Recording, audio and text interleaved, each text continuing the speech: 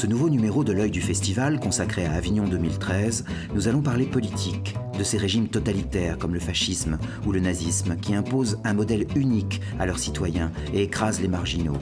Le théâtre du Bourgneuf présente Grand-Peur et Misère du Troisième Reich de Brecht, et au Chêne Noir, Thierry Lhermitte et Patrick Timsit remportent un triomphe avec Inconnu à cette adresse de Cressman Taylor. Nous avons rencontré Corinne Touzé et Jérôme Anger qui, eux, jouent une journée particulière d'après le film d'Ettore Scola, la rencontre de deux laissés pour compte à Rome en 1938 alors que Mussolini reçoit Adolf Hitler. Mais avant cela, nous allons retrouver Julia qui s'est rendue dans une librairie spécialisée dans le théâtre mais qui n'existe que le temps du festival.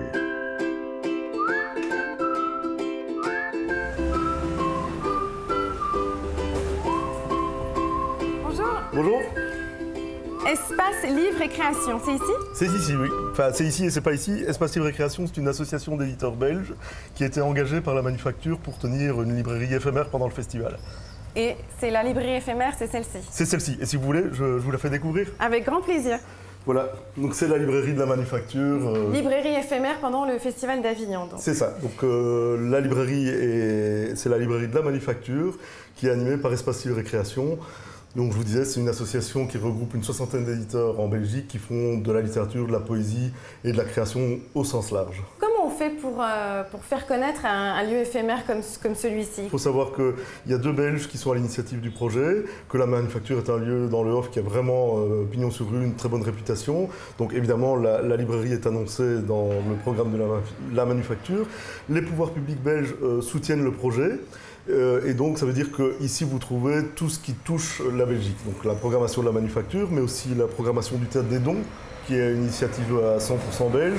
Et on a réuni aussi tous les ouvrages des artistes belges qui sont dans le in ou dans le off, soit comme auteur, comme acteur, comme compagnie. Donc il y a déjà c'est un point de ralliement belge, mais c'est aussi un point qui est situé extrêmement bien dans le festival. On est à 30 secondes du festival du Off, et donc il y a un passage quasi obligé dans la rue. Vous avez des professionnels, des festivaliers On a de tout. Les auteurs viennent vérifier si leur livre est là.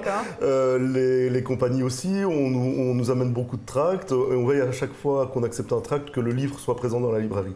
C'est ce qui fait un peu la spécificité du lieu, c'est qu'on n'a pas seulement le tract, on a aussi le texte de la pièce. C'est elle qui l'a voulu, qui a acheté les droits de la pièce, convaincu Christophe Lidon de la mettre en scène et proposé à Jérôme Anger d'être son partenaire. Corinne Touzé voulait jouer une journée particulière et elle est allée au bout de ses envies. Le théâtre du Chêne Noir fait salle comble et les spectateurs sortent très émus après avoir assisté à la rencontre si tendre d'une mère au foyer et d'un homosexuel à Rome en 1938, alors que Mussolini reçoit avec faste Adolf Hitler. Les deux comédiens nous font oublier Sophia Loren et Marcello Mastroianni, c'est dire. À force de fréquenter certaines personnes, on peut s'attirer certains ennuis.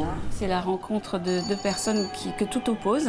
En 1938, en pleine fascisation, j'aime bien ce mot-là, je l'ai inventé. Donc Hitler et Mussolini se serrent la pince pendant une journée entière. Tous les Italiens, des milliers d'Italiens sont dans la rue à Rome. Et une femme reste seule à la maison parce qu'elle a trop de travail. Un homme également, habitant en face, un petit oiseau s'envole, elle vient récupérer son oiseau chez le voisin qu'elle n'a jamais rencontré de sa vie.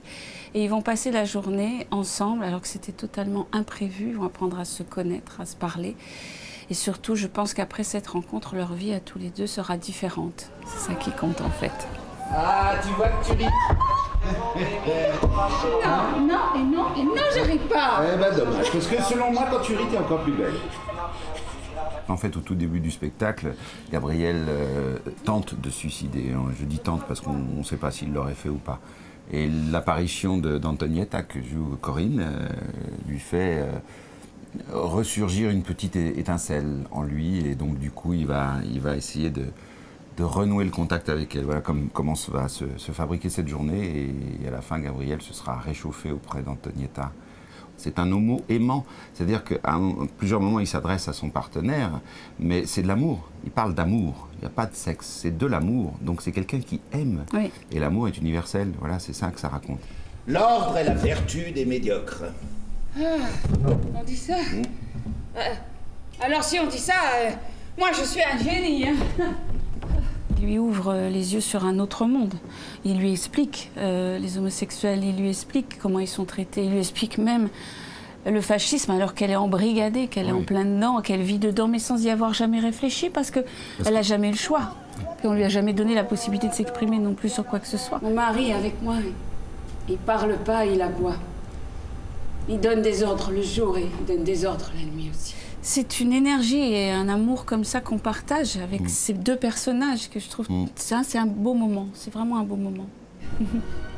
J'ai jamais rencontré quelqu'un comme ça, jamais. Comment je pourrais le comprendre, lui, c'est vrai. Il a l'air seul comme un chien, le pauvre. Vraiment, tout va bien. On a maintenant une belle salle homogène, c'est plein. On a énormément aussi de retours et de rappels. On en est fiers.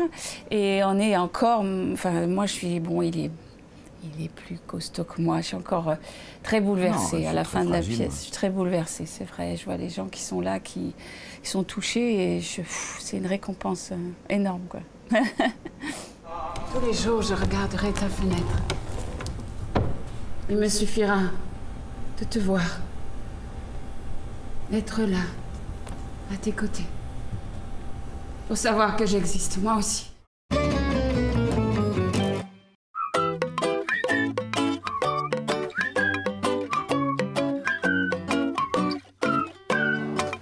Donc ici, on entre dans le petit lieu qui complète la librairie. C'est un lieu typique du festival, un tout petit lieu à l'arrière de la librairie, une jauge 20-25 personnes. Et ici, il se passe de tout. Alors, qu'est-ce qu'il y a comme événement dans cette pièce? Un peu de tout. La manufacture met au service de tous les acteurs qui le souhaitent 1 heure avec une carte blanche. Alors, la carte blanche, ça peut être des compagnies qui réunissent des coproducteurs potentiels. Ça peut être un acteur qui teste un texte auprès d'un public pour voir si son dispositif marche. Vous pouvez passer 3 heures ici et glisser d'un spectacle pro à un moment musical ou même un tout petit truc tout à fait original, une initiation au chocolat, les yeux bandés. Les yeux bandés pour goûter du chocolat. Oui. Ça me plaît pas mal. Est-ce que vous pouvez nous en dire un peu plus? Alors oui, en 2 mots, vous êtes accueillis dans un coin de la librairie qui est recomposé en salle d'attente. Donc vous arrivez ici, les yeux bandés, sans savoir du tout où vous vous trouvez.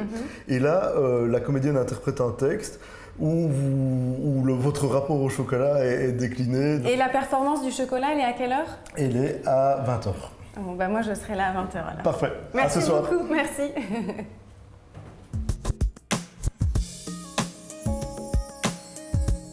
Parmi les points forts, nous avons noté Rausch, Ivresse, dans la cour du lycée Saint-Joseph, et Le plus beau jour, écrit par Tania de Montaigne pour Xavier Thiam, qui interprète 8 personnages hauts en couleur au théâtre du Bourgneuf.